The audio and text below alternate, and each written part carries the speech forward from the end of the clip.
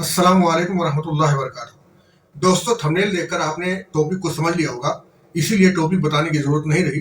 तो मैं चाहता हूं पहले आप ये वीडियो क्लिप देखें, बाकी बातें हम बाद में करेंगे।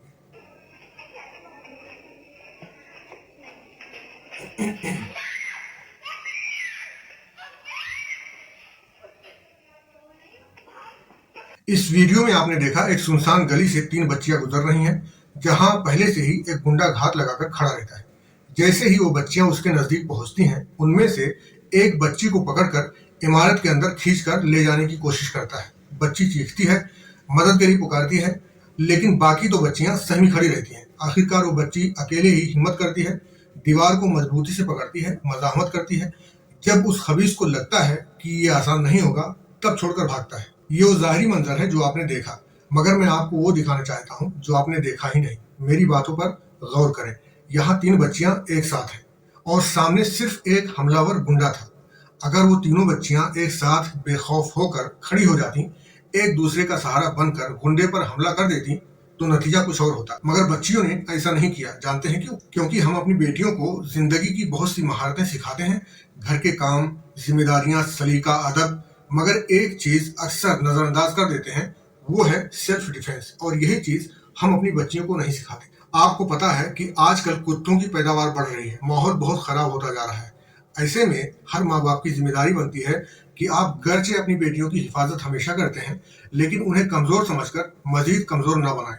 हम बेटों से ये तो कहते हैं कि तुम्हें दुनिया का सामना करना है, बाहर निकलना है, इसीलिए मजबूत बनो। लेकिन सवाल यह है कि क्या हमारी बेटियां कभी बाहर नहीं निकलती? स्कूल, कॉलेज, बाजार, अस्पताल, क्या वो इन जगहों पर नहीं जाती? आप एक बात सोचें कि जो लोग मार्शल आर्ट या सेल्फ डिफेंस के लिए कोई भी दांव पेच सीखते हैं, तो क्या वो लड़ाई के लिए या किसी को मारने के इरादे से सीखते हैं? ऐसा बिल्कुल नहीं है, बल्कि अपनी बचाव के लिए सीखते हैं। तो हम यही सोच अपनी बेटियों के बारे में क्यों नहीं रखते? जबकि बेटियों के लिए और जरूरी है, क्योंकि किडनैपिंग का मामला ज्यादातर औरतों और लड़कियों के साथ ही होता है। ये जरूरी नहीं है कि आप हर लम्हा साया बनकर अपनी बेटियों के साथ रहें। जिंदगी में कभी कभी ऐसे वक्त भी आ जाते हैं जहां आपकी बेटियां अकेली होती हैं। ऐसे वक्त में अगर बेटी के अंदर फौरी फैसला करने की सलाहियत और बुनियादी दिफाई महारत हो, तो वो किसी खतरे के वक्त घबराहट के बजाय हिकमत से काम ले सकती है।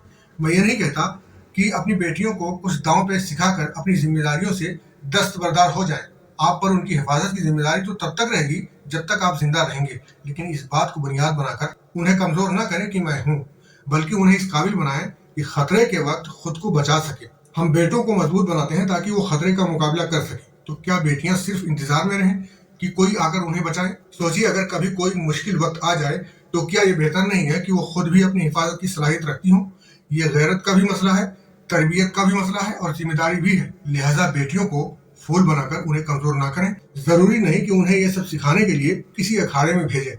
उन्हें घर पर तरबियत दें, उन्हें अलग अलग तरीके से दांव पे सिखाएं और इतना मजबूत बनाएं कि वक्त आने पर अकेले ही 2-4 कुत्तों की धुलाई कर सकें। अगर आप मेरी बातों से इत्तेफाक रखते हैं, तो ये वीडियो अपने तमाम जानने वालों को शेयर कर दें।